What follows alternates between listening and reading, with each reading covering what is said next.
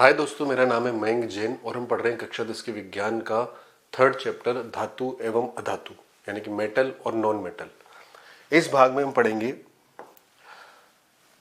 धातु की विभिन्न प्रकार की रासायनिक अभिक्रियाओं के बारे में। तो सबसे पहले हम देखते हैं धातु की किससे अभिक्रिया, वायु के साथ अभिक्रिया।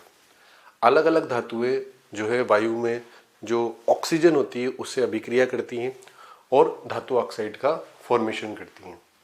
इसी तरीके से विभिन्न प्रकार की धातुएं जो है जल के साथ अभिक्रिया करती हैं। कुछ धातुएं जो है ठंडे जल के साथ अभिक्रिया करती हैं, कुछ धातुएं गर्म जल के साथ अभिक्रिया करती हैं, कुछ भाप के साथ, और कुछ धातुएं जो है जल के साथ अभिक्रिया नहीं करती हैं। तो इसमें हम जल के साथ अभिक्रियाओं के बारे में अध्ययन करेंगे। फिर हम पढ़ेंगे धातु की अम्ल के साथ यानी कि एसिड के साथ अभिक्रिया, और लास्ट में पढ़ेंगे हम धातु की लवण यानी कि साल्ट के साथ अभिक्रिया। तो सबसे पहले हम शुरुआत करते हैं धातु की वायु के साथ अभिक्रिया। देखिए यहाँ पर धातु की वायु के साथ अभिक्रिया का मतलब है कि जब धातु को वायु की प्रेजेंस में दहन किया जाता है तो क्या बनता है। अब आपको अच्छे से पता है कि जब किसी भी धातु को जलाया जाता है यानी उसका दहन किया जाता है तो दहन किसकी प्रेजेंस में होता है, ऑक्सीजन की। किसी भी पदार्थ को जलाने के लिए ऑक्सीजन आवश्यक होती है। तो यहां पर सीधा सीधा मतलब है कि जो धातु है जिसका दहन होगा वो किससे अभिक्रिया करेगी, ऑक्सीजन से यानी कि O2 से। तो धातु जब ऑक्सीजन से अभिक्रिया करेगी यानी कि जब धातु का दहन किया जाएगा तो क्या बनेगा, धातु ऑक्साइड यानी कि मेटल ऑक्साइड। अब हम इसे एक उदाहरण से समझते हैं। जैसे हमने धातु के रूप में यहां पर क्या लिया, मैग्नीशियम। मैग्नीशियम क्या है, यहां पर एक धातु यानी कि मेटल। इस मैग्नीशियम का हमने दहन किया मतलब इसकी अभिक्रिया किससे कराई, ऑक्सीजन से। और जब ऑक्सीजन से इसकी अभिक्रिया कराते हैं तो क्या बनता है, मेटल ऑक्साइड। और वो मेटल ऑक्साइड होता है मैग्नीशियम ऑक्साइड। देखिए आपने पहले पार्ट में पढ़ा था भौतिक एवं रासायनिक परिवर्तन के बारे में। भौतिक एवं रासायनिक परिवर्तन के बारे में उसमें आपने देखा था कि हमने एक मैग्नीशियम रिबन लिया था और उससे जो है जलाया था यानी उसका दहन किया था। तो जब उसने ऑक्सीजन से अभिक्रिया की तो यहां पर बना था मैग्नीशियम ऑक्साइड, जो कि किस रंग का था, श्वेत रंग का चूर्ण था। तो आप समझ गए होंगे कि मैग्नीशियम जो है ऑक्सीजन से अभिक्रिया करके मैग्नीशियम ऑक्साइड का फॉर्मेशन करता है। इसी तरीके से हम नेक्स्ट धातु लेते हैं कॉपर। मैग्नीशियम ऑक्सीजन से अभिक्रिया करके मैग्नीशियम ऑक्साइड बनाता है। इसी प्रकार कॉपर जो है वो ऑक्सीजन से अभिक्रिया करके क्या बनाएगा, कॉपर ऑक्साइड। यानी कि कॉपर पे कॉपर ऑक्साइड की जो है काले रंग की परत चढ़ जाती है। यहां पर आपको ध्यान रखना है कॉपर ऑक्साइड जो बनता है उसका रंग कैसा होता है, काला होता है यानी कि ब्लैक होता है। थर्ड रिएक्शन है आपकी जिंक की ऑक्सीजन से अभिक्रिया। तो जिंक की ऑक्सीजन से अभिक्रिया करने पर क्या प्राप्त होगा आपको, जिंक ऑक्साइड होगा, और जो कि किस रंग का होगा, श्वेत रंग का।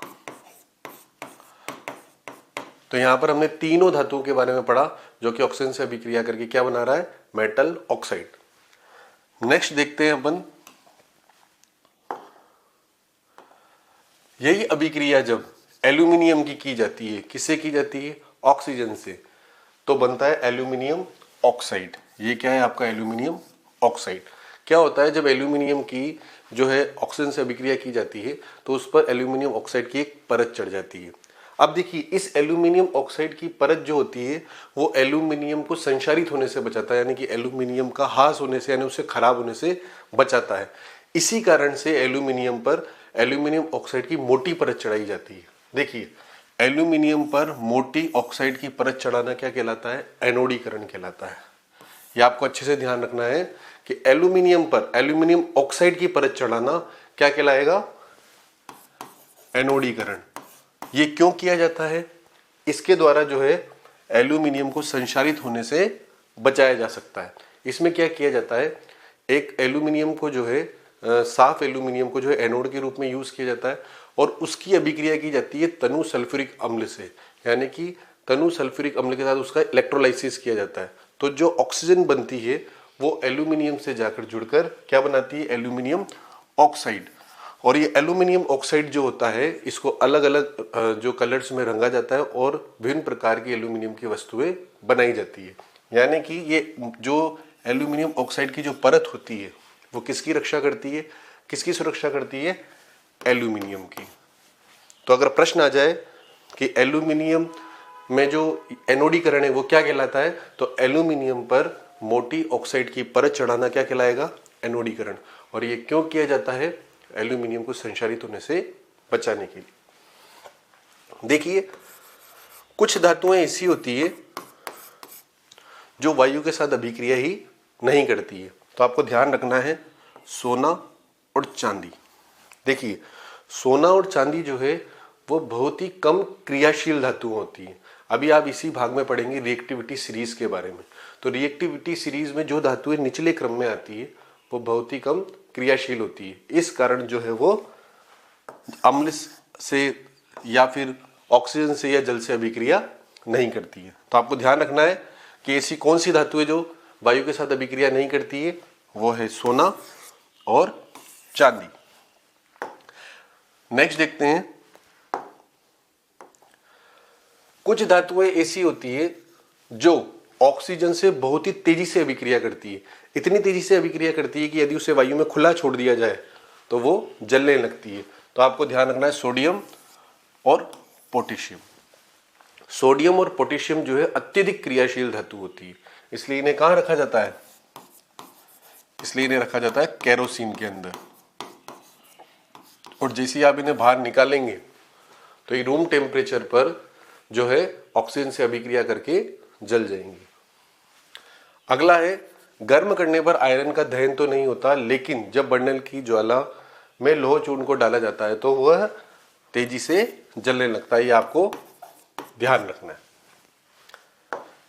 ये हमने पढ़ा धातु की किससे अभिक्रिया, वायु के साथ अभिक्रिया। अब देखिए यहां पर एक शब्द है उभयधर्मी ऑक्साइड। क्या है ये, उभयधर्मी ऑक्साइड। देखिए जनरली जो धातुएं होती है वो क्षारीय प्रकृति की होती है, यानी कि वे अम्ल से अभिक्रिया करके क्या बनाती है, लवण बनाती है। लेकिन कुछ ऑक्साइड जो होते हैं धातु के वो किस प्रकृति के होते हैं, वो उभयधर्मी प्रकृति के होते हैं। यहाँ पर उभयधर्मी का मतलब होता है ऐसे ऑक्साइड जो अम्ल के साथ भी अभिक्रिया करते हैं और क्षार के साथ भी अभिक्रिया करते हैं, वे कहलाते हैं उभयधर्मी ऑक्साइड। देखिए 3 ऑक्साइड के बारे में आपको ध्यान रखना है। पहला है जिंक ऑक्साइड, दूसरा है एल्यूमिनियम ऑक्साइड और तीसरा बेरिलियम ऑक्साइड। ये ऐसे ऑक्साइड है जो अम्ल से भी रिएक्शन करेंगे और लवण और जल बनाएंगे और क्षार से भी रिएक्शन करेंगे और लवण प्लस जल बनाएंगे। इसे आप एक उदाहरण से समझिए, Al2O3 यह है एल्यूमिनियम ऑक्साइड। ये किससे अभिक्रिया कर रहा है, यहाँ पर HCl हाइड्रोक्लोरिक अम्ल से, यानी कि एसिड से। और एसिड से अभिक्रिया करके क्या बना रहा है, AlCl3। ये क्या है आपका एक साल्ट, प्लस क्या बन रहा है, वाटर। अब आपको यहां पर पता है कि जब ये अम्ल से अभिक्रिया कर रहा है और लवण प्लस जल बना रहा है तो यानी कि इसकी प्रकृति क्या हुई, अभी क्षारीय। यानी अभी किस तरह का बिहेव कर रहा है, क्षारीय प्रकृति का। क्योंकि आपको अच्छे से पता है कि अम्ल और क्षार मिलेंगे तभी लवण प्लस जल बनेगा। तो यहां पर अगर ये एसिड से अभिक्रिया कर रहा है तो यानी कि अभी किस फॉर्म में है, क्षार की फॉर्म में, यानी कि बेस की फॉर्म में। लेकिन देखिए आप अगली रिएक्शन में ये Al2O3 किससे अभिक्रिया कर रहा है, क्षार से। NaOH क्या है, एक क्षार। और ये क्या बना रहा है, सोडियम एल्यूमिनेट। क्या बना रहा है ये आपका, सोडियम एल्यूमिनेट। ये आपका है एक साल्ट, प्लस यहां पर क्या बन रहा है, वाटर। कहने का मतलब यह है कि अब ये एल्यूमिनियम ऑक्साइड यहां पर क्षार से अभिक्रिया कर रहा है, प्लस लवण प्लस जल बना रहा है। तो यहां पर अभी इसकी प्रकृति कैसी है, अम्लीय। कहने का मतलब होता है कि उभयधर्मी ऑक्साइड ऐसे ऑक्साइड हैं जो अम्ल से भी रिएक्शन करते हैं और क्षार से भी रिएक्शन करते हैं। यहाँ पर सीधा सीधा प्रश्न आ सकता है कि उभयधर्मी ऑक्साइड के उदाहरण दीजिए। तो आपको 3 उदाहरण याद रखने हैं, जिंक ऑक्साइड, एल्यूमिनियम ऑक्साइड और बेरिलियम ऑक्साइड। नेक्स्ट है आपकी जल के साथ अभिक्रिया। देखिए अलग अलग धातुएं जो होती है वो अलग अलग प्रकार से जो है जल के साथ अभिक्रिया करती है। कुछ धातुएं ऐसी होती है जो ठंडे जल के साथ अभिक्रिया करती हैं, कुछ धातुएं ऐसी होती है जो गर्म जल के साथ अभिक्रिया करती हैं, कुछ धातुएं भाप के साथ अभिक्रिया करती हैं और कुछ धातुएं जो होती है जल के साथ अभिक्रिया नहीं करती है। तो हम इसे एक चार्ट के द्वारा समझ सकते हैं। जैसे कि धातु की किसके साथ अभिक्रिया? जल के साथ अभिक्रिया। धातु की जल के साथ अभिक्रिया। देखिए यहां पर हम देखेंगे कि अलग अलग धातुएं किस प्रकार से जल के साथ अभिक्रिया करती हैं। जैसे कि हमने देखा धातु की ठंडे जल के साथ अभिक्रिया, ठंडे जल के साथ रिएक्शन। देखिए 3 धातुएं हैं, एक तो सोडियम, एक पोटेशियम और एक कैल्शियम। सोडियम, पोटेशियम और कैल्शियम, ये तीनों धातुएं जो हैं वो किसके साथ अभिक्रिया करती है? ठंडे जल के साथ अभिक्रिया करती है। ये आपको ध्यान रखना है। नेक्स्ट है गर्म जल के साथ अभिक्रिया। तो आपको एक धातु याद रखनी है, मैग्नीशियम। ये गर्म जल के साथ अभिक्रिया करती है। कौन सी धातु है वो? मैग्नीशियम। इसके अलावा कुछ धातु ऐसी होती है जो ना तो ठंडे जल से अभिक्रिया करती है और न ही गर्म जल से। वो किससे अभिक्रिया करती है? भाप से, यानी कि वेपर से। तो वो धातुएं कौन सी है? एल्यूमिनियम, आयरन और जिंक।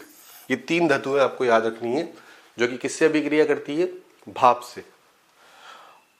और कुछ धातुएं ऐसी होती है जो जल से अभिक्रिया ही नहीं करती हैं, यानी कि अभिक्रिया नहीं करती। वो धातुएं कौन कौन सी है?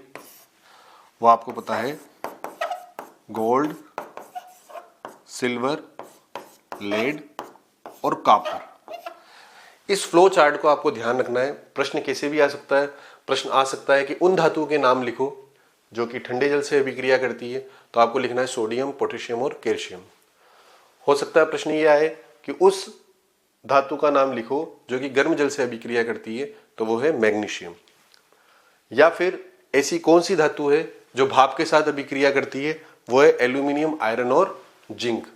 और ऐसी कौन सी धातु है जो जल के साथ अभिक्रिया ही नहीं करती है? वो है सोना, चांदी, लेड और कॉपर। देखिए ये धातुएं क्या करती हैं? जल के साथ अभिक्रिया करके हाइड्रोजन गैस रिलीज करती है। कौन सी गैस रिलीज करती है? Hydrogen gas. देखिए अब बारी बारी से हम समझते हैं कि ठंडे जल के साथ अभिक्रिया करके जो है धातुएं क्या बनाती है। देखिए हमने पढ़ा था पोटेशियम, कैल्शियम और सोडियम तीनों किससे अभिक्रिया करेंगी? ठंडे जल से। ये आपका जो जल है वो कैसा है? ठंडा जल, ठंडे जल से। और अभिक्रिया करके क्या बनाएगी? सोडियम जल से अभिक्रिया करके सोडियम हाइड्रोक्साइड, पोटेशियम जल से अभिक्रिया करके पोटेशियम हाइड्रोक्साइड, और कैल्शियम जो है कैल्शियम हाइड्रोक्साइड का फॉर्मेशन करता है। साथ में क्या गैस रिलीज होती है? हाइड्रोजन। याद रहेगा आपको। तो आपको मेनली यहाँ पर याद रखना है कि ठंडे जल से कौन सी धातु जो है रिएक्शन करती है, तो वो है सोडियम, पोटेशियम और कैल्शियम। दूसरी है गर्म जल के साथ अभिक्रिया। तो देखिए गर्म जल के साथ कौन सी धातु अभिक्रिया करती है? मैग्नीशियम। और मैग्नीशियम गर्म जल के साथ अभिक्रिया करके बनाती है मैग्नीशियम हाइड्रोक्साइड। इसको बोला जाता है milk of magnesia. Milk of magnesia. देखिए मिल्क ऑफ मैग्नीशिया जो होता है वो बेसिक नेचर का होता है, यानी क्षारीय प्रवृत्ति का होता है। कौन सी प्रवृत्ति होती है इसकी? क्षारीय। इसका यूज कहाँ किया जाता है? पेट की अम्लता को दूर करने में। जब आपके शरीर में, जब आपके पेट में अम्लता बढ़ जाती है, यानी एसिडिटी बढ़ जाती है, तो हम जो दवाई यूज करते हैं अम्लता को दूर करने के लिए, उनमें क्या मिला होता है? Milk of magnesia. ये मिल्क ऑफ मैग्नीशिया जो होता है वो क्षारीय प्रवृत्ति का होता है और अम्ल के साथ अभिक्रिया करके उसे क्या कर देता है? न्यूट्रल कर देता है, यानी कि उदासीन कर देता है। यानी कि ये इस कंसेप्ट पे कार्य करता है। आपको पता है अम्ल जब क्षार से अभिक्रिया करेगा तो सॉल्ट प्लस वाटर बनेगा, यानी उसके प्रभाव को उदासीन कर देगा। तो इस तरीके से मैग्नीशियम जो है वो किससे अभिक्रिया करता है? गर्म जल से अभिक्रिया करता है। नेक्स्ट है आपका भाप के साथ अभिक्रिया, यानी कि वेपर के साथ अभिक्रिया। तो याद रखिएगा, एल्यूमिनियम, आयरन, जिंक, ये जो धातुएं हैं वो किससे अभिक्रिया करती हैं? ये जो है जल की वाष्प के साथ अभिक्रिया करती हैं। तो यहाँ पे एल्यूमिनियम अभिक्रिया करके एल्यूमिनियम ऑक्साइड और फेरस ऑक्साइड बनाता है और हाइड्रोजन गैस यहाँ पर जो है रिलीज होती है। यहाँ पर आपको एक बात और ध्यान रखनी है, ऐसी कौन सी धातुएं हैं जो जल के साथ अभिक्रिया नहीं करती हैं? तो वो हैं सोना, चांदी, लेड और कॉपर। इस तरीके से जो है धातुएं जो है जल के साथ अभिक्रिया करती हैं। तो अगर आपको फ्लो चार्ट याद है तो आप इजीली जो है रिएक्शन को कर सकते हैं। नेक्स्ट देखते हैं रिएक्टिविटी सीरीज। देखिए, ये सबसे इंपॉर्टेंट पार्ट है कि रिएक्टिविटी सीरीज क्या होती है। देखिए, धातुओं की क्रियाशीलता को उनके अवरोही क्रम में व्यवस्थित करना क्या कहलाता है? सक्रियता श्रेणी कहलाता है। इसमें क्या होता है, जो धातुएं हैं, जो अभिक्रियाशील धातुएं या उनका जो अभिक्रिया करने का क्रम है वो किस प्रकार का होता है? अवरोही क्रम में। देखिए, अवरोही क्रम क्या होता है? यानी कि घटता हुआ क्रम। जैसे मैंने लिखा 5, 4, 3, 2, 1, तो सबसे बड़ी संख्या मैंने ऊपर लिखी, उससे छोटी नीचे, फिर उससे छोटी नीचे, तो ये वाला क्रम कहलाता है अवरोही क्रम। कौन सा क्रम होता है? ये अवरोही। और आरोही क्रम होता है नहीं, बढ़ता हुआ क्रम, यानी कि छोटी संख्या ऊपर लिखी जाती है, फिर उसके बाद उससे बड़ी, फिर उससे बड़ी, फिर उससे बड़ी और फिर उससे बड़ी संख्या लिखी जाती है। ये कहलाता है आरोही क्रम। तो यहाँ पर सक्रियता श्रेणी में जो धातुएं होती है उनको किस क्रम में रखा जाता है? ये आपको याद रखना है। कौन से क्रम में रखा जाता है? अवरोही क्रम में। यानी सबसे अधिक क्रियाशील धातु को ऊपर और सबसे कम क्रियाशील धातु को नीचे की ओर रखा जाता है। देखिए, सक्रियता श्रेणी में सबसे पहले आती है पोटेशियम। आप इसको एक ट्रिक के द्वारा याद कर सकते हैं कि केदारनाथ का माली आलू जरा फीके पकाता है। केदारनाथ का माली आलू जरा फीके पकाता है, कौन होगा आगे आएगा। इस ट्रिक के द्वारा आप जो है सक्रियता श्रेणी को याद कर सकते हैं। देखिए, ये ऊपर की जो 3 धातुएं हैं, ऊपर की, ये होती हैं सबसे ज्यादा रिएक्टिव धातुएं, यानी कि ज्यादा क्रियाशील धातुएं, ज्यादा क्रियाशील धातु। जो बीच वाली धातुएं हैं ये होती है मध्यम क्रियाशील धातुएं। मध्यम, यहां पर हाइड्रोजन को भी सम्मिलित किया गया है जो कि क्या है? एक अधातु। हाइड्रोजन से नीचे की जो धातुएं होती है वो होती है लेस रिएक्टिव। कैसी होती है? Less reactive. देखिए, आपको कैसे याद रखना है? इस ट्रिक को कैसे याद रखना है कि केदारनाथ का माली आलू जरा फीके पकाता है, कौन होगा आगे आएगा। यानी कि potassium, sodium, calcium, magnesium, aluminium, zinc, iron, lead, hydrogen, copper, mercury, सोना और चांदी। चांदी, सोना, ये धातुएं आ गई। तो इस तरीके से आपको ये क्रम याद रखना है। आपको ये देखना है कि जो ऊपर वाली धातु है वो ज्यादा क्रियाशील है, नीचे वाली धातु हाइड्रोजन से नीचे वो कम क्रियाशील धातु है, और जो बीच की धातुएं हैं वो मध्यम क्रियाशील धातु है। इस तरीके से आप जो है सक्रियता श्रेणी को याद कर सकते हैं। देखिए, अब ये किस तरीके से काम करती है। देखिए, ये आपकी सक्रियता श्रेणी बना रखी है। ये रही आपकी तीनों धातुएं ऊपर की जो कि सबसे ज्यादा क्रियाशील है, ये बाकी की धातुएं मध्यम क्रियाशील है, और ये जो बची हुई धातुएं हैं ये सबसे कम क्रियाशील धातुएं। देखिए, आपने पढ़ा था विस्थापन अभिक्रिया के बारे में। विस्थापन अभिक्रिया का मतलब होता है जब धातु की किसी लवण से अभिक्रिया की जाती है तो अधिक क्रियाशील धातु होती है वो कम क्रियाशील धातु को क्या कर देती है? रिप्लेस कर देती है। जैसे देखिएगा, मैंने यहां पर लिया आयरन, और आयरन की अभिक्रिया किससे की? कॉपर सल्फेट से। देखिए यहाँ पे रिएक्शन कैसे होती है। देखिए आयरन की अभिक्रिया हम किससे कर रहे हैं? कॉपर सल्फेट से। ये आपका आयरन है, ये आपका कॉपर सल्फेट है। देखिए सक्रियता श्रेणी में आयरन कहाँ आता है? यहां। और कॉपर कहाँ आता है? नीचे। मतलब कॉपर से ज्यादा अभिक्रियाशील कौन है? आयरन। देखिए नीचे है यानी कम क्रियाशील, ऊपर है यानी ज्यादा क्रियाशील। तो कॉपर से ज्यादा क्रियाशील कौन है? आयरन। तो जब आयरन की अभिक्रिया कॉपर सल्फेट से कराएंगे तो आयरन क्या करेगा? कॉपर को रिप्लेस कर देगा, यानी कि उसके स्थान पर आ जाएगा और क्या बना लेगा? FeSO4 plus. यहां पर से कॉपर अलग हो जाएगा। लेकिन जब यही अभिक्रिया FeSO4 की किससे की जाती है? जिंक से की जाती है। देखिए यहां पर अब सक्रियता श्रेणी देखिए, आयरन से ऊपर कौन आता है? जिंक। यानी कि जिंक जो है आयरन से ज्यादा अभिक्रियाशील है। तो यदि आप जिंक की अभिक्रिया आयरन सल्फेट से कराएंगे तो क्या होगा? ये जिंक जो होगा वो आयरन को रिप्लेस कर देगा, क्योंकि ज्यादा क्रियाशील है। किससे क्रियाशील है? आयरन से। तो जिंक यहां पर आयरन को क्या कर देता है? रिप्लेस कर देता है और क्या बना लेता है? ZnSO4 बना लेता है और यहां पर जो है आयरन अलग हो जाता है। तो यानी कि जो मोर रिएक्टिव धातु है, यानी कि अधिक क्रियाशील धातु है, वो कम क्रियाशील धातु को जो है विस्थापित कर देती है। तो इस तरीके से ये क्या हुई आपकी रिएक्टिविटी सीरीज। देखिए अभी तक हमने पढ़ा धातु की जो है वायु के साथ अभिक्रिया और जल के साथ अभिक्रिया। नेक्स्ट भाग में पढ़ेंगे हम धातु की अम्ल के साथ अभिक्रिया और धातु की लवण के साथ अभिक्रिया। धन्यवाद।